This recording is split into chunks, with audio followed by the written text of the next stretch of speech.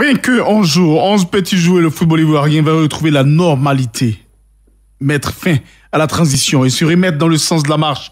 2 ans que ça dure. 2 ans, comme on le dit, dans le noir, à la recherche de la lumière, de la tranquillité. Le football ivoirien a besoin de paix pour vite rebondir.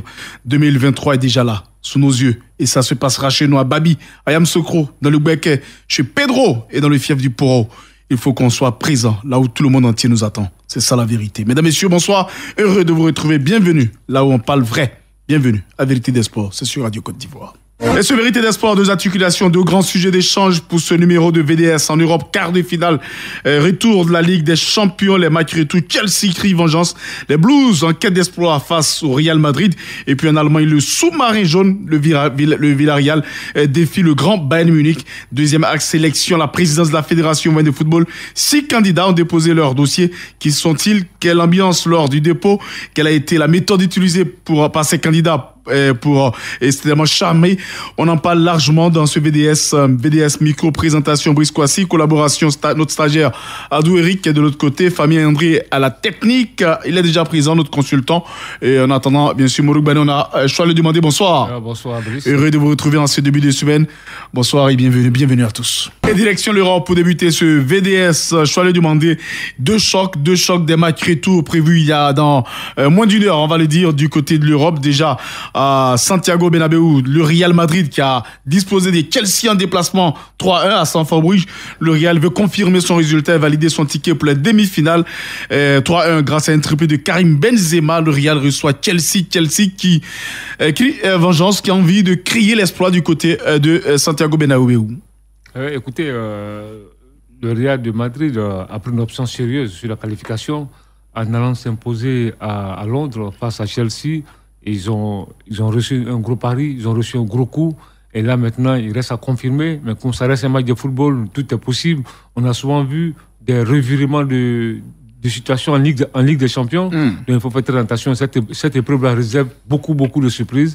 Mais je pense que le Real, logiquement, va se qualifier pour la demi-finale. Vous l'avez dit, il faut faire attention, mais faut-il encore se méfier de cette équipe de Chelsea qui est dans des difficultés, on dira, financières avec son patron, Abramovich, qui a quitté le navire bleu, et puis aujourd'hui, Chelsea a beaucoup de difficultés, mais Chelsea qui s'est un peu réveillé en championnat en étriant Southampton 6-0, c'est-à-dire quoi? Chelsea peut véritablement mettre en difficulté cette équipe du Real. Écoutez, c'est pas le même championnat. C'est la première ligue, puis la Ligue des Champions, c'est 2 états d'esprit différents, 2 compétitions différentes. Maintenant, en championnat, ils se sont repris, ils se sont mis en confiance avant le déplacement de Madrid. Mais là, il faut le dire, ils ont en face le Real de Madrid. C'est quand même ce qui se fait de mieux en Ligue des Champions. L'équipe la plus titrée qui a l'ADN de cette compétition, ouais, et qui monte en puissance lorsqu'on atteint le mois de février et mars.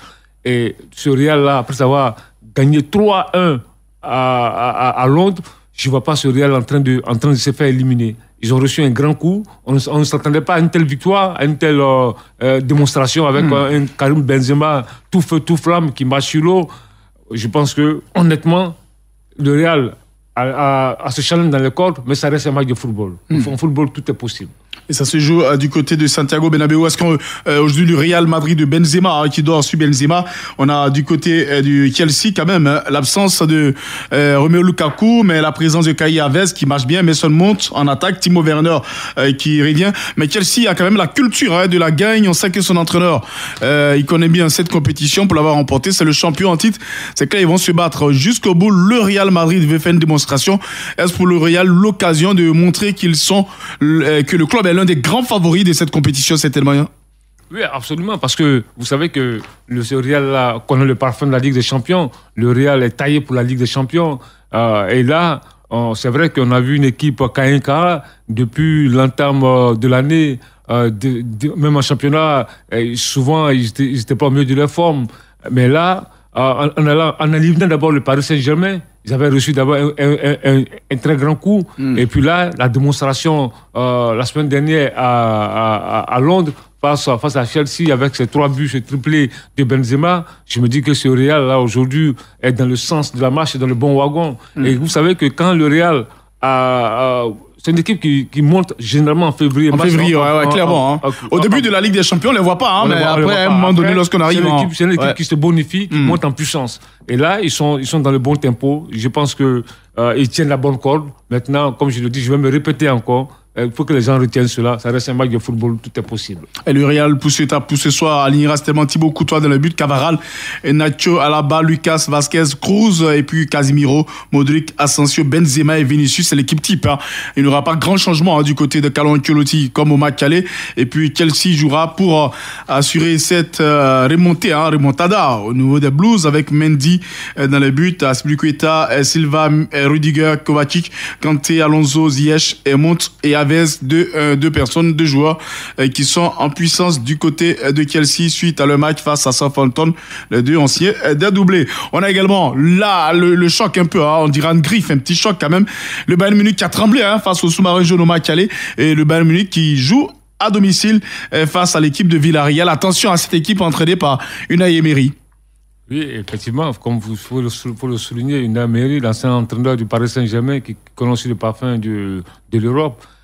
C'est vrai, mais il faut faire attention à ce Bayern-là. Le Bayern à Munich, à l'Allianz Arena, c'est autre chose.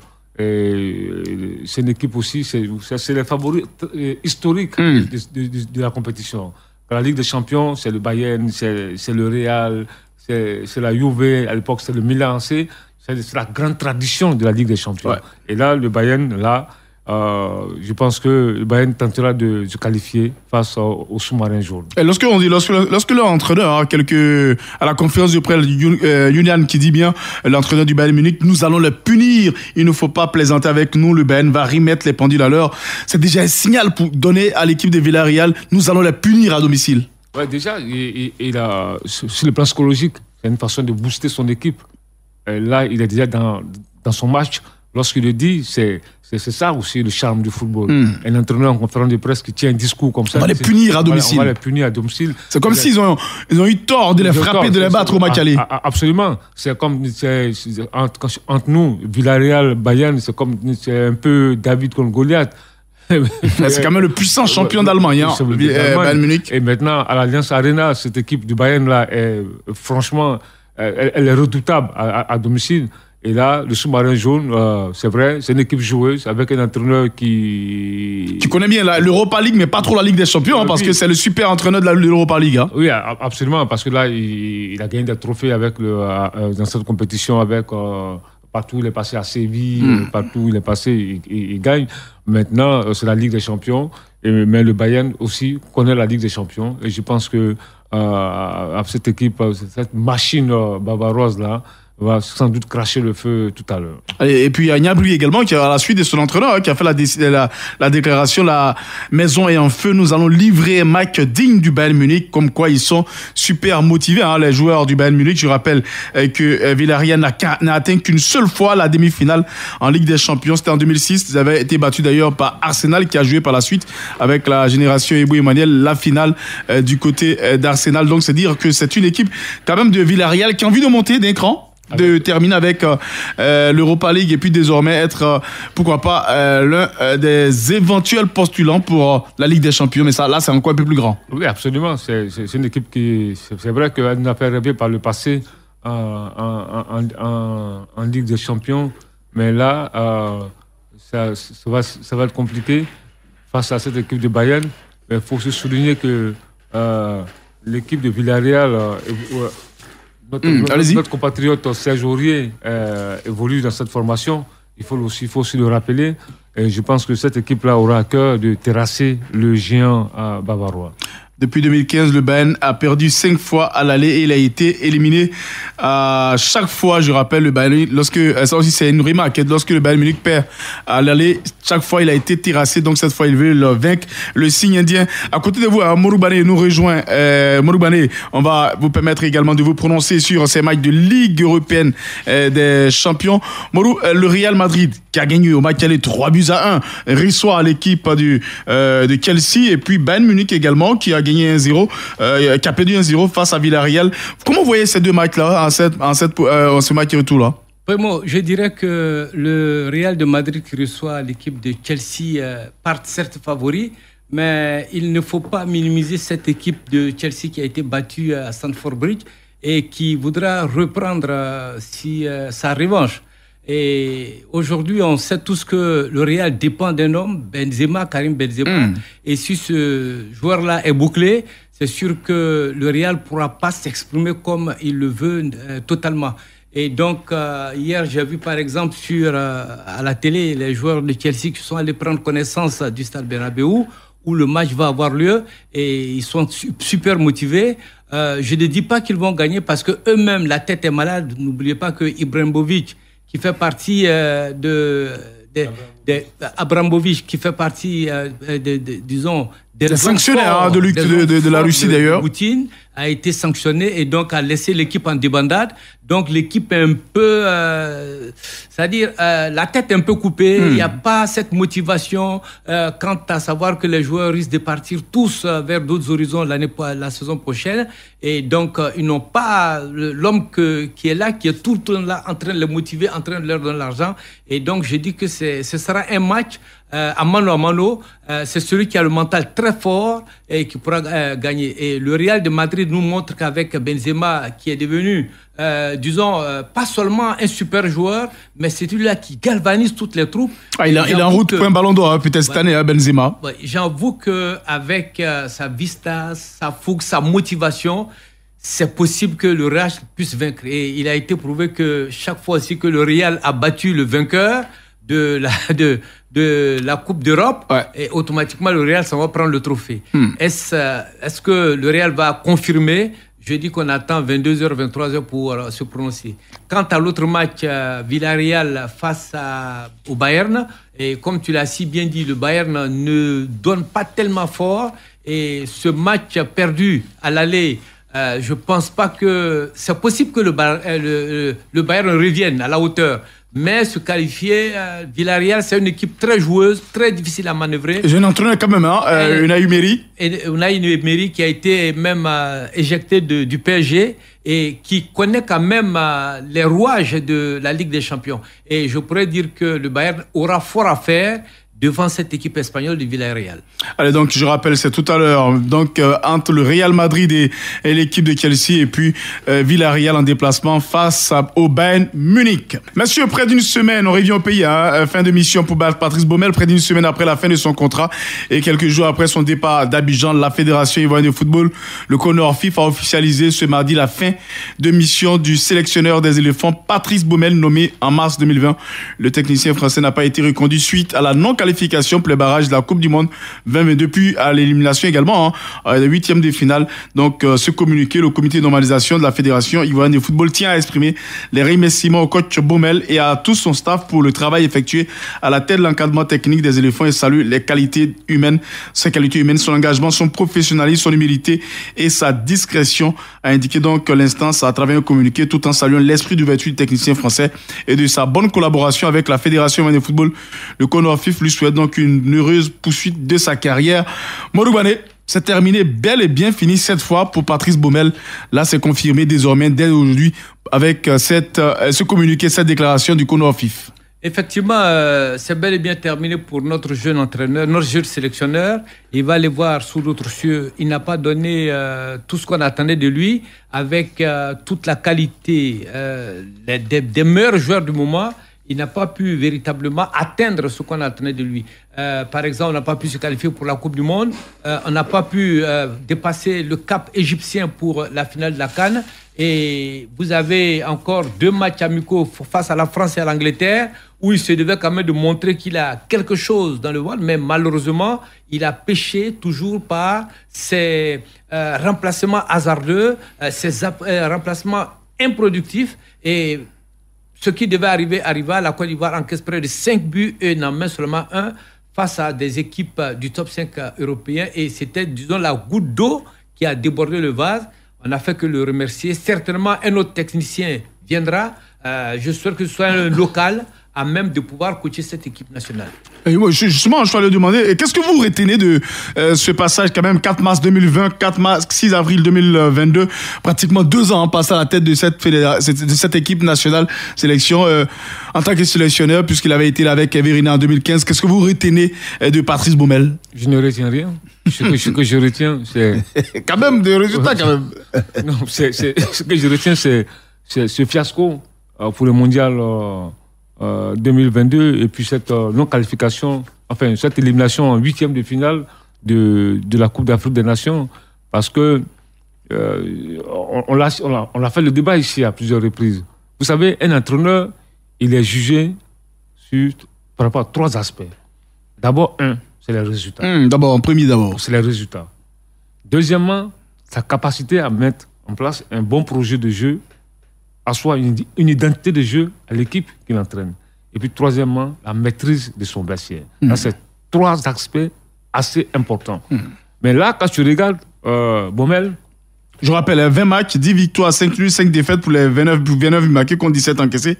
Et il a fait un match officiel, 10 matchs joués, seulement 5 victoires, 3 victoires, 2 nuls et puis 5 défaites. Match amicaux, 3 défaites et 2 matchs nuls. Éliminé en 8e de finale, éliminé pour la Coupe du Monde. C'était ça l'objectif de Baumel. Absolument. Vous savez que ces chiffres-là, mais il a perdu les matchs importants.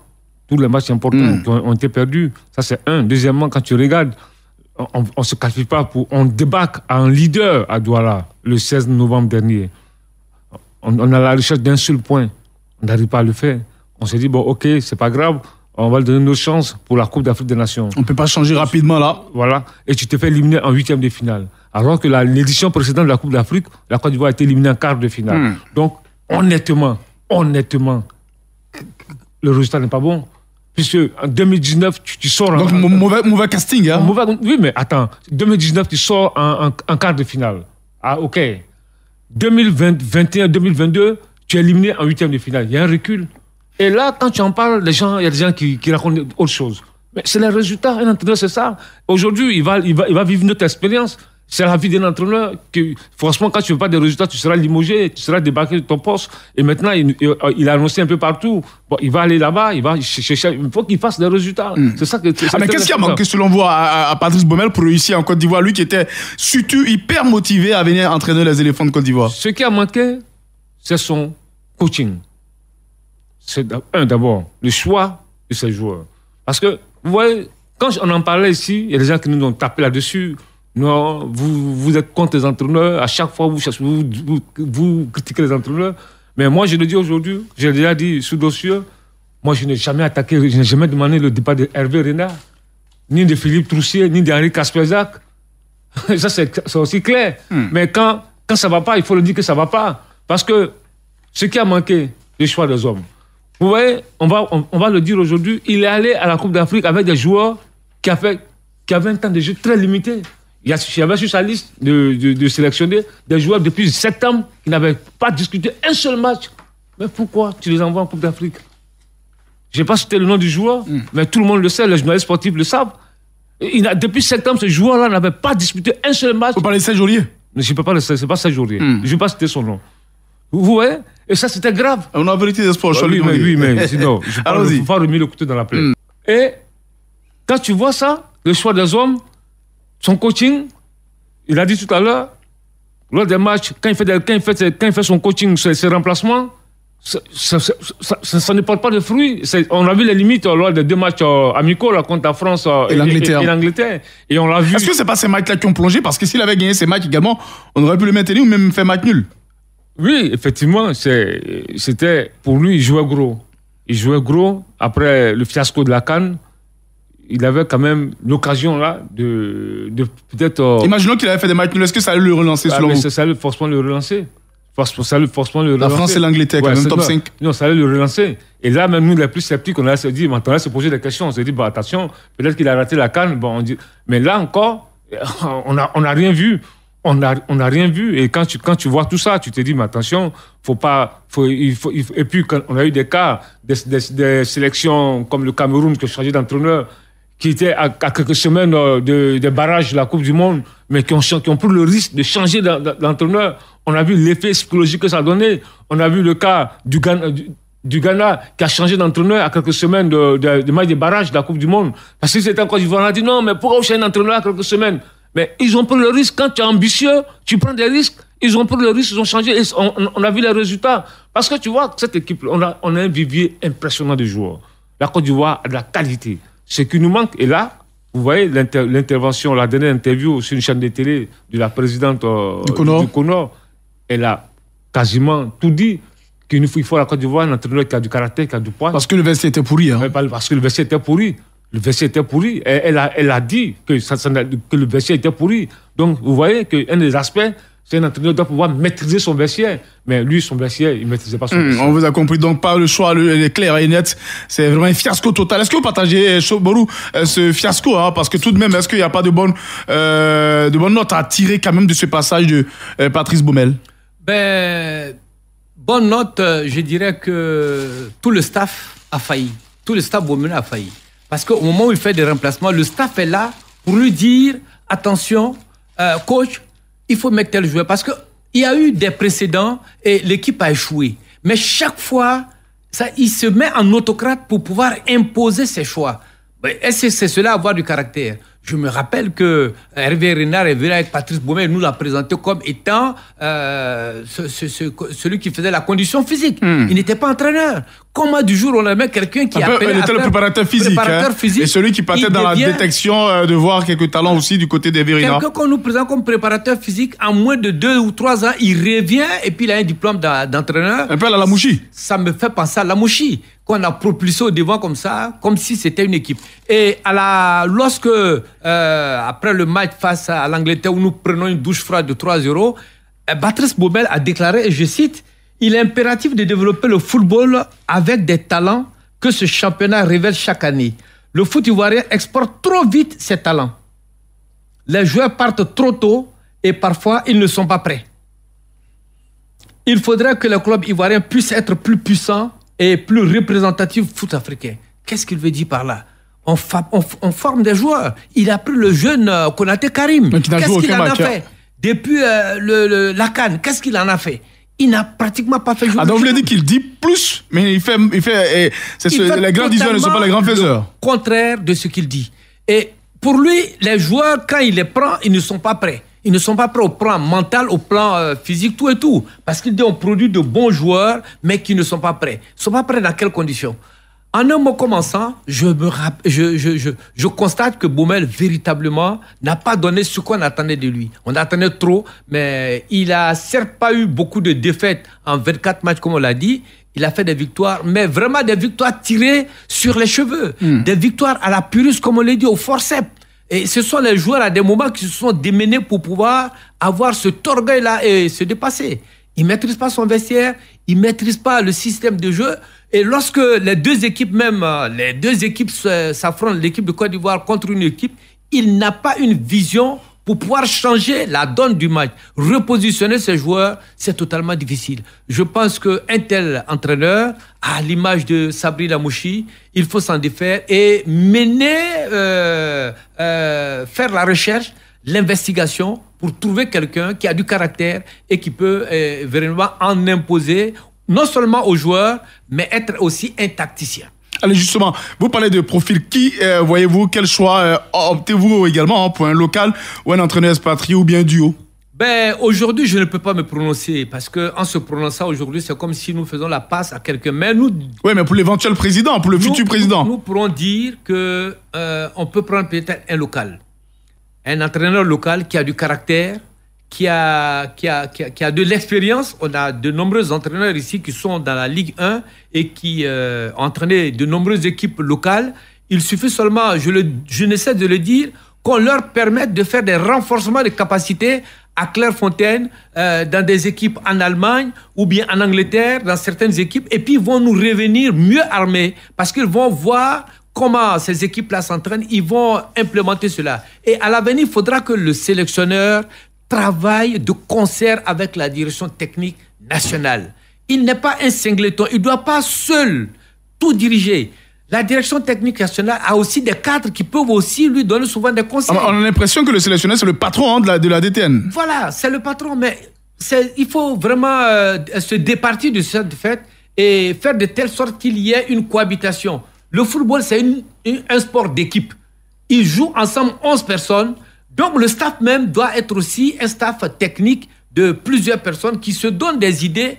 Si le staff avait joué franc jeu avec Baumel, à moins que le staff technique voulait se débarrasser de lui, je pense qu'à chaque fois qu'il devrait faire des remplacements, ils allaient lui dire, coach, attention, faut pas faire ceci, faut pas faire cela, fais entrer telle personne, ainsi de suite. Les locaux qui sont partis, les a jamais fait jouer. Ira taper, Konaté Karim, et j'en passe. Maintenant, il dit, faut qu'on ait un bon championnat. Un bon championnat, dans quel but? Parce que depuis un certain moment donné, ce sont les binationaux, ce sont ceux qui jouent en Europe qu'on prend. Maintenant, il nous dit qu'ils ne sont même pas prêts pour jouer ce championnat-là. J'avoue que je ne comprends plus rien dans la philosophie de Baumel. Allez, Baumel est parti. On a Noël Yapo également qui veut dire un mot dessus. Allez, Noël Yapo, c'est officiel. À partir d'aujourd'hui, Rina, puisque c'était son ami, Patrice Baumel est officiellement dégagé, n'est plus l'entraîneur des éléphants de Côte d'Ivoire. Vous, que retenez-vous de l'homme de Patrice Baumel, de ses résultats et son passage de 2 ans sur le banc des éléphants de Côte d'Ivoire? Brice, je ne sais pas qu'est-ce qu'on peut retenir exactement du passage de Patrice Baumel, parce que moi, on juge un entraîneur par rapport aux objectifs qui lui ont été assignés, mais aucun des objectifs qui lui a été assigné n'a été atteint. Donc, pour moi, je ne retiens pas grand-chose de son passage, sauf que, il fera partie de la longue liste d'entraîneurs expatriés qui est passée sans donner de résultats à l'équipe nationale. C'est une très bonne chose qu'il soit parti. J'ai écouté tout à l'heure Morou Bané parler. Il faut faire maintenant la promotion des sélectionneurs nationaux, tant à la direction technique nationale qu'à la tête des équipes nationales.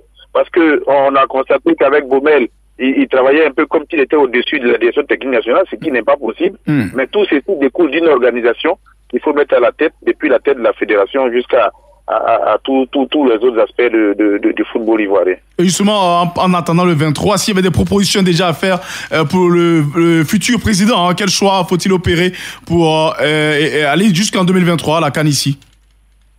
Moi, personnellement, je l'ai déjà dit, j'ai dit que moi je suis pour le changement.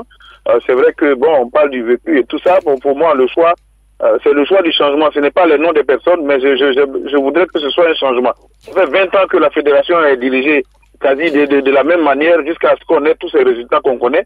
Le dernier résultat en date qui est mauvais, c'est celui de l'élimination de la SEC, qui est aussi à imputer à la fédération, mais c'est l'aboutissement d'un processus qui a été mis en place depuis longtemps, qui ne marche pas. Il n'y a pas de championnat de jeunes. Vous avez près de 400 et quelques clubs en amateur qui n'ont aucun mot à dire, qui n'ont aucun championnat, qui sont affiliés à une fédération qui ne joue pas. Le football part de la base. Donc aujourd'hui, moi, j'ai besoin de quelqu'un qui va arriver pour apporter un changement, qui peut regarder aujourd'hui tous les cadres, tous les dirigeants du football dans les yeux, et puis leur dire, écoutez, ça suffit, il faut qu'on opère un changement, qu'on passe à autre chose, qu'on passe à développement du football, et qu'on ne pense pas simplement à être assisté ou pas. Le football, on doit le développer, on ne doit pas assister les hommes. Il s'agit du football. Donc moi, vraiment, c'est celui qui va apporter ce changement, qui va être capable d'opérer ce changement radical-là que je cherche. Pour moi, c'est le bon profil. On ne peut pas continuer comme on a fait jusqu'à maintenant. On risque d'avoir les yeux pleurer et on ne fait que descendre. Allez, c'est compris. Je rappelle qu'au mois de mai, il y a la compétition des qualifications pour les cadets et ça se fera du côté des juniors. Ça se fera du côté de Niamey. Pour le moment, la Côte d'Ivoire n'est même pas en début de préparation.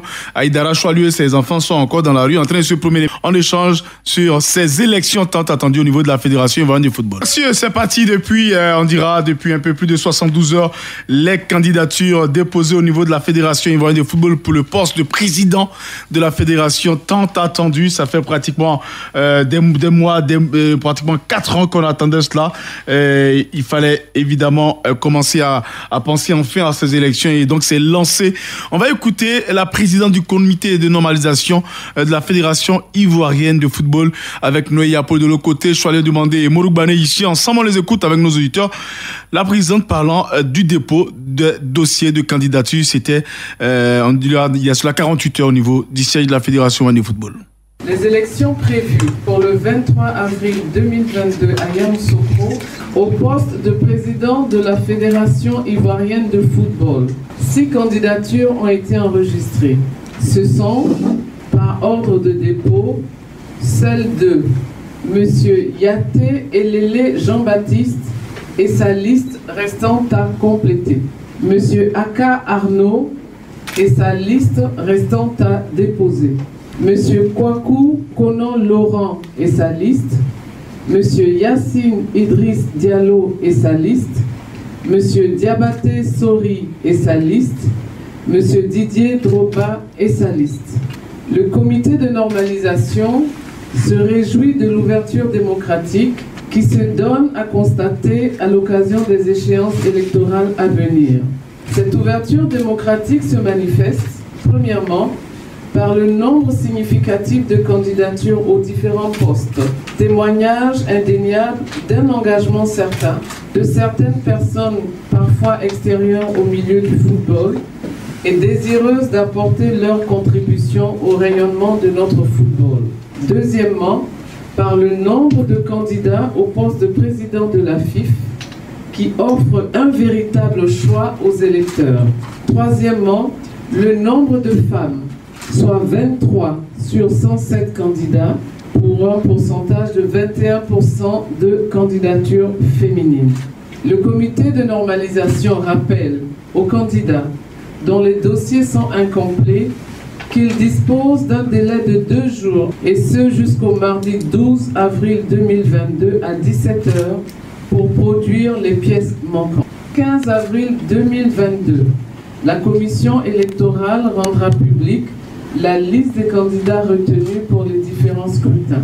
La commission électorale remercie les forces de l'ordre, police et gendarmerie, pour leur concours au maintien de l'ordre.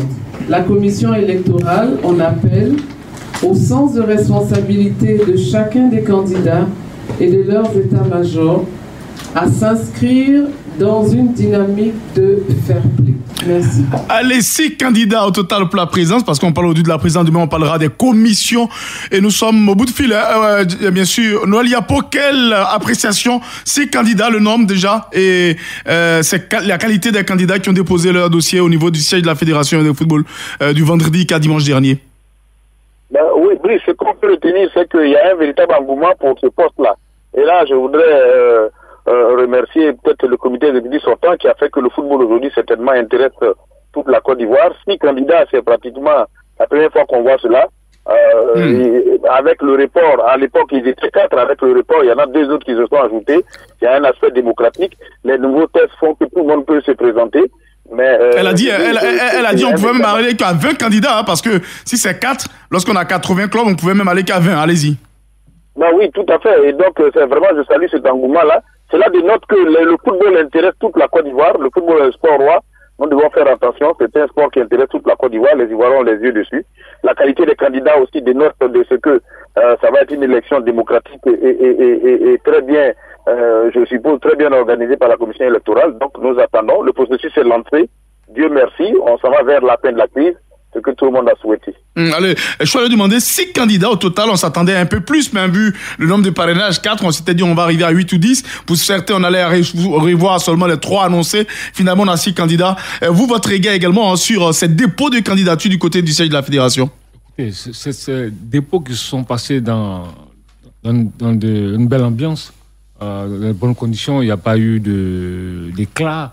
On l'a vu, on sait que Sori Diabaté, Idriss Diallo, Sori Diabaté ont déposé, et puis en dernière position c'était le candidat Didier Drogba. N'oublions pas également les autres candidats, Kwaku Konan Lambert, et Laurent Dumoin, il y a Télé gens et Akarno. Oui, mais les trois noms que vous avez cités, leurs dépôts n'ont pas été aussi médiatisés que les 3 favoris de l'épreuve, Idriss Diallo, Sori Diabaté et Didier Drogba. Donc là, on a vu dimanche une foule énorme devant. On arrive d'abord, on va arriver rapidement sur la méthode utilisée. Moroubane, sur le nombre de candidats, 6 pour cette élection qui intéresse toute la Côte d'Ivoire désormais. Oui, il faut dire que les 6 candidats, on a constaté, on a fait des investigations, on a trouvé qu'il y a 2 déjà qui sont venus de clubs amateurs et donc représentatifs de ce club-là. Et il y a un autre aussi, ces candidats, semble-t-il, n'ont pas pu réunir tous les parrainages. Et donc, véritablement, la bataille va se dérouler entre les 3 cadors que nous connaissons depuis près de 2 ans. Et donc, disons que la voie était ouverte, chacun est venu, l'ambition est tout à fait légitime, tout le monde pouvait se présenter avec, comment dirais-je déjà, la révision de l'article 47 pour que il n'y ait pas, selon la FIFA, de catégorisation, il y a seulement 4 parrainages, et ce qui a été fait. Donc, disons que c'est ouvert. Le football, c'est une passion de tous les Ivoiriens, parce que d'abord, quand on est tout jeune, quand on est adolescent, notre temps favori, c'est de jouer au football dans la rue, entre les maisons, derrière les maisons, ainsi de suite, ainsi de suite. C'est le passe-temps favori. Et donc, aujourd'hui, vous allez voir qu'à partir déjà de 15 ans, 20 ans, ça devient le sport le plus favori. Donc, c'est tout à fait normal que chacun veuille briguer la présidence de la Fédération ivoirienne de football. Chacun a une idée, comment il faut gérer cette fédération, et on attend de voir. Et la méthode a été différente pour les 6 candidats, on l'a dit. Il y a eu évidemment Kwaku Kona Laurent, il y a les gens, et il y a Kano qui ont été les plus précis, les moins connus de ces 6 candidats. Et puis le premier des connus, c'était Idriss Diallo, qui avant le dépôt de sa candidature a fait un lancement, bien sûr, pour déclarer sa candidature et surtout conduire sa troupe à aller déposer sa candidature. On écoute Idriss Diallo concernant sa candidature. Je voudrais demander à tous les frères de la famille du football de comprendre que nous sommes dans une compétition sportive et rien d'autre. Il faut désarmer les cœurs, il faut désarmer les langues, il faut désarmer les plumes. Le principe du sport, c'est le fair play et c'est l'éthique. Il faut comprendre que nous sommes dans une compétition qui va durer 90 minutes, maximum 120 minutes, peut-être des tirs au but, mais à la fin, et ce vainqueur-là sera le président de toute la Fédération ivoirienne de football. Avec mon équipe, nous allons travailler avec rigueur et sérieux pour obtenir cette élection. Nous ferons tout pour la gagner. Mais ce que je peux dire, c'est que quand nous la gagnerons, Inch'Allah, nous ferons appel à nos 2 frères. Que ce soit le candidat Sori Diabaté, qui pour moi est un frère avec qui j'ai travaillé quelques années, du temps de Jacques Anouma. Que ce soit Didier Drogba, qui est un joueur, une icône indiscutable, qui est un jeune frère que nous avons amené en équipe de Côte d'Ivoire. Quoi qu'il arrive, je ferai tout avec mon équipe pour gagner et je leur demanderai de nous rejoindre pour travailler ensemble.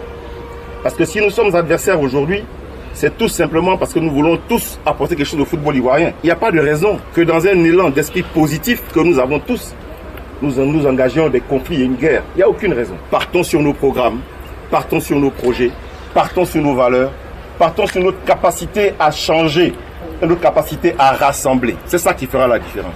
C'est ça qui fera la différence. Noël Yapo, lancement avec un lancement en grande pompe du côté de l'Hôtel Ivoire avec des présidents de clubs de Ligue 1, même le directeur du général d'impôt. Est-ce que pour vous, c'est déjà une démonstration de force avant le dépôt de sa candidature qui a voulu prouver le candidat Idriss Diallo?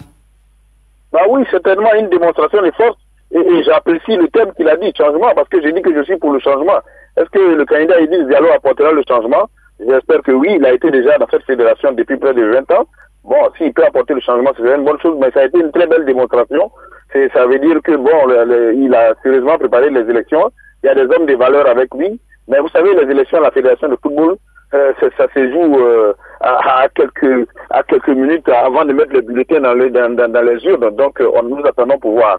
Bien sûr, j'ai dit encore, je dois le demander, dites-nous un peu, lorsque vous avez vu cette manière de lancer sa campagne, la méthode utilisée par Idriss Diallo, regard dessus sur cette méthode-là.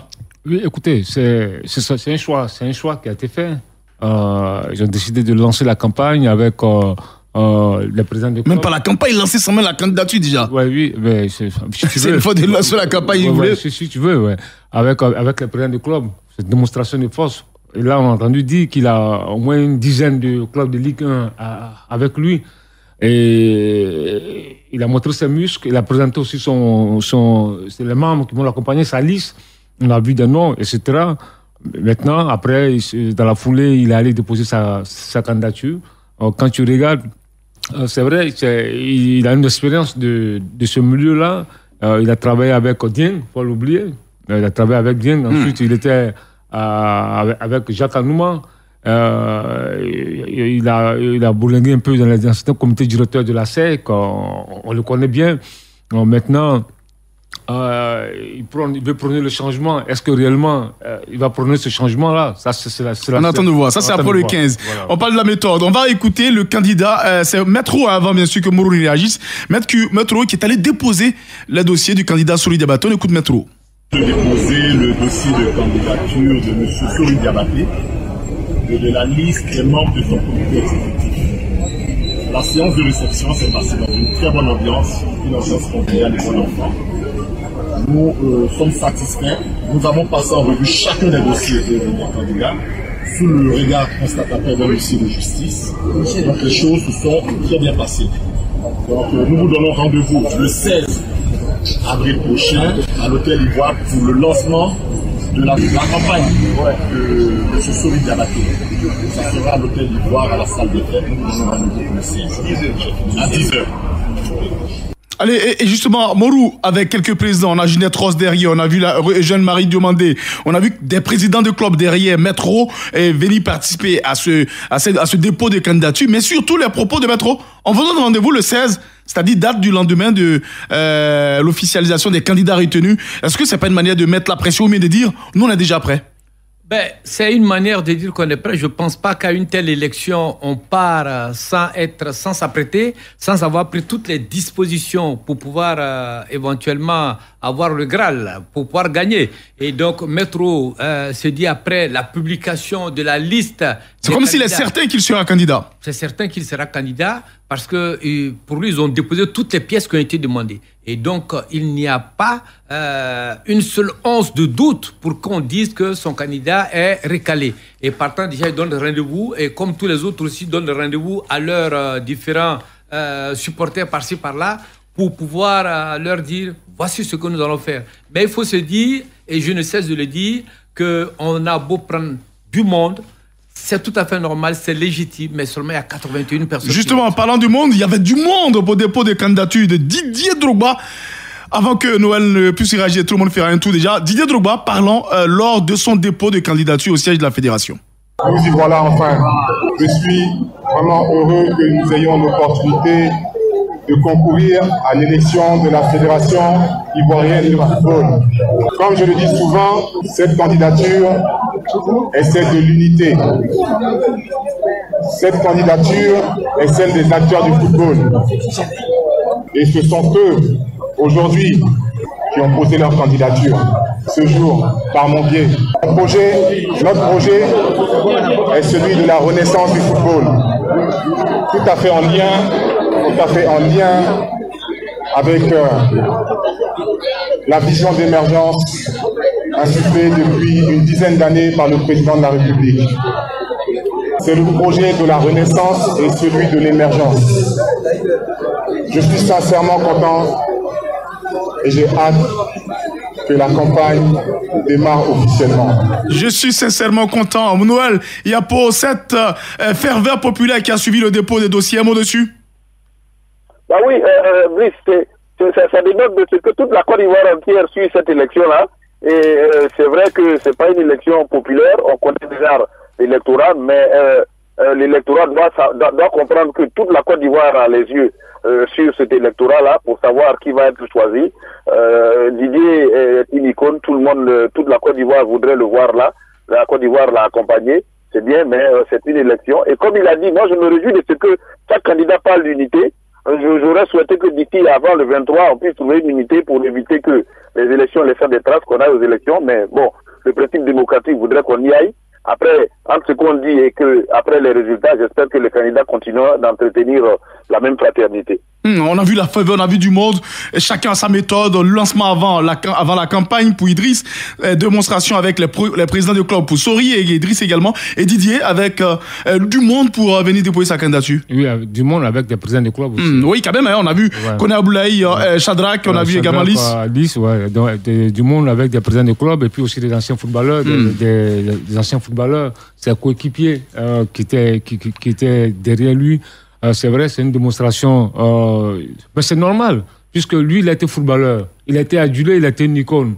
Donc il a forcément, il a drainé du monde, le public, il y a ses fans qui le soutiennent. Donc c'est normal qu'on puisse sentir cette ferveur populaire là autour de lui. Déjà, il y a 2 ans de cela, on avait vécu la même chose. Vous vous souvenez très bien, le 1er août 2020, lorsqu'il est allé déposer sa candidature, C'était la même ambiance, c'était la même ferveur, c'était... c'est pour ça qu'on l'appelle en griffe le candidat du peuple. Ouais. Et pour les autres également, il y a le candidat, les acteurs qui connaissent le football. Moro, en tout cas, chacun est venu avec sa manière, hein, avec sa méthode et ses hommes. Oui, chacun venait avec sa manière, ses méthodes et ses hommes. Allez, donc on attend de voir. Merci Noël Yapo, merci Moro. Merci, nous continuons de parler de cette élection avec les différentes commissions mises en place parce que tout a changé au niveau des élections de la fédération. On parlera également des éventuels candidats. Qu'est-ce qu'il y a en cas de recours? Tout savoir, c'est demain. Merci à tous. Radio Côte d'Ivoire, Abidjan 88.fm.